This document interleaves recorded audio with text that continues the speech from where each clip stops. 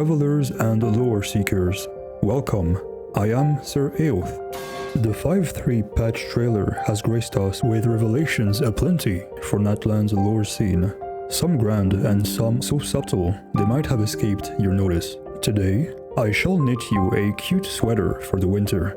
From those subtle threads, unravel their meaning and weave theories where concrete answers elude me. What a merry and jolly picture we've painted.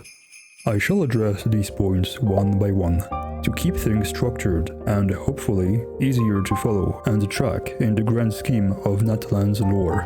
With all that said and set aside, let us begin.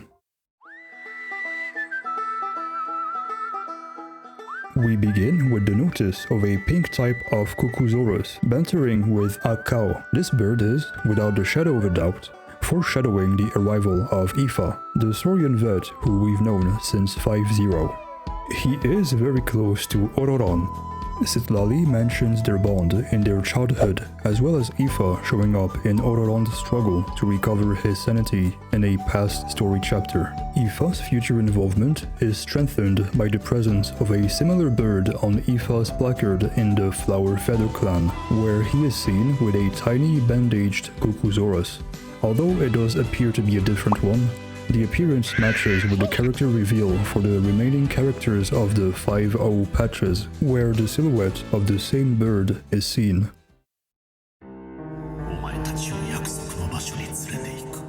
As you may have seen in my previous story recap, Capitano seems to have his own mysterious agenda. We are told that he seems to never sleep, and took it upon himself to deliver his long-lost soldiers to a promised place, most likely the afterlife, as they are lingering in the Night Realm, having perished in Natlan's conflict 500 years ago.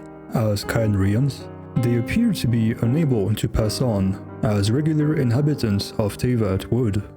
Capitano's melancholic tone when addressing his soldiers suggests that he plans to join them in this final journey. My theory? Capitano, cursed with immortality, might sacrifice himself to pay the price of death required by the Shade of Death's powers, as he was shown having dealings with her and the Lord of the Night. Unlike Citlali's belief that Mahuika is bound to pay this price, the Lord of the Night's words leave room for interpretation. Death is required, but not necessarily the wielder's death, but death plainly, and at no point do they mention that it has to be the death of the user. It is further implied by Ronova herself, indicating that if the wielder cannot conquer their fear of death, which is present in every individual, other innocent lives will be taken to claim what is due. Consider the following. Capitano, as a Khaenri'ahn, would not be part of Citlali's foresight, just like other Khaenri'ahn members of the Fatui, who have very limited info about them recorded in the Irminsul, showed by Nahida, who wasn't made aware of Arlecchino's nature as an incarnation of the Crimson Moon Dynasty's experiments. This fact would allow mystery to subside until the critical moment where Capitano would overthrow the cost of death with his immortality. What becomes of him afterwards is a long dark corridor with many doors that could lead nowhere.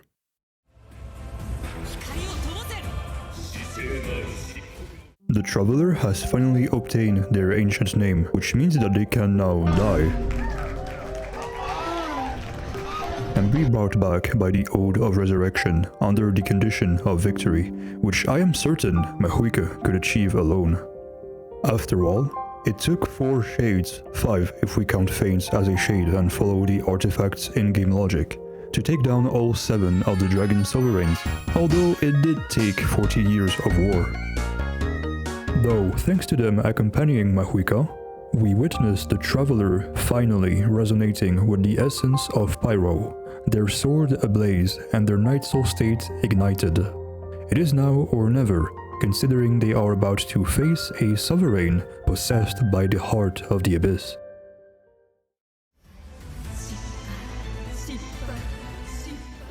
Citlali is seen entering a strange domain via an altar that manifests a Night Soul state. Never before have we seen a Night Soul state manifest on inanimate objects, which may imply more than we think about.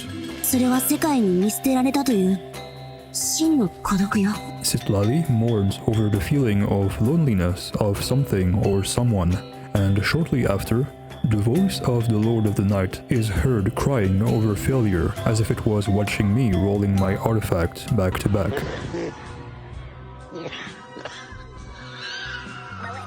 Seemingly as a light wisp which Citlali seems to be confronting or praying to. Or maybe she is flexing her own 138 elemental mastery substat artifact to the Lord of the Night, judging by her pose. My Kazuha would no doubt be quite jealous.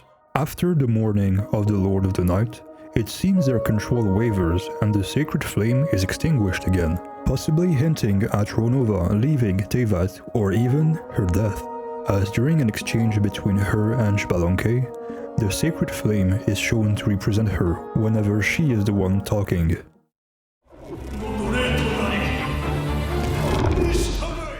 Naturally, Gosoythoth appears, and as the sacred flame seems to falter, it puts the old Pyro sovereign Shiukaro under its control, ordering them to become a servant of the Abyss. From here, it is implied that Gosoythoth can express itself through Abyss entities, or simply mimic entities like the other Tenebrous Mimesis are able to do, as we hear its voice through Shiukaro.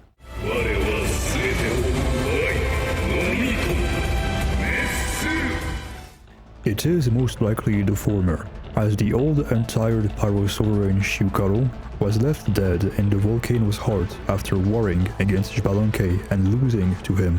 The fact that one of its eye sockets is empty proves that Shiukaro is indeed the Flame Lord, a title that I had previously attributed to Xbalanque. The golden entreaties found in the side quests involving our Saurian companion come to confirm that they were created from one of the eyes of the Flame Lord Shiukaro, which is why they are seen with one fiery red eye and an empty socket bursting with abyssal flames. Perhaps the other eye still glowing with fire indicates that the Sovereign's presence still lingers?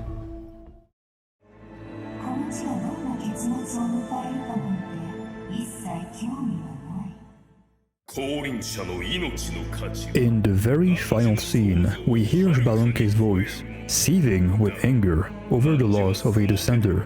But who? That is the million mora question. But there are a few options to try and explain this. Option 1. Xbalanque's consciousness remains, as it has been previously hinted, and has this confrontation with Ronova after the events in the Abyss, following a failure at bringing back the Traveler with the Ode of Resurrection, who perishes at the hand of the manipulated Shiukaro, causing them to lose their status as a descender, or even Mahuika being unable to conquer her fear of death, which is certainly not apparent, causing the price of the pact to reflect on the Traveler, taking them out somehow. Option 2. This conversation is set in the distant past, and Xbalanque reacts to the heavenly principles using the remains of the third descender, the only known deceased descender, to make the noses. Xbalanque's claim would be that a descender's value outdoes the one of the noses, as what defines a descender is their will to transcend and bypass the rules of this world, and not just being outsiders. Indeed, there has been many outer gods entering Teyvat in the past, and that did not make them descenders. From either of these options, Xbalanque puts the blame on Ronova, making the second option the most likely one, as back then, Xbalanque would not have expected a fourth descender, the Traveler, to come and bring a difference. Regardless, Ronova's loss of interest for the fate of the land suggests that she has been ostracized by the other shades at this very moment for her pact with Xbalanque, leading her to spiral into self-pity.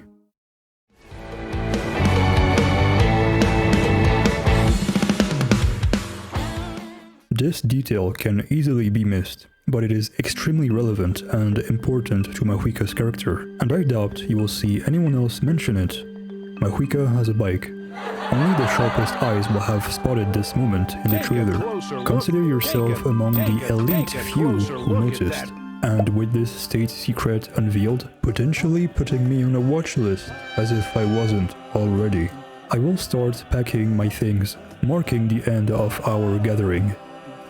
Fear not, for I fully intend to bring you the usual story recap for the next chapter, along with a new type of video where I'll compile facts and secrets from different places and eras into shorter formats, inspired by a certain Dark Souls and Elden Ring lore channel.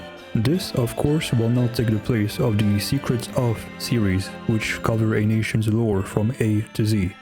Stay tuned, like the pros say, I think. With sword in hand and wisdom in heart, Sir Eoth bids thee farewell.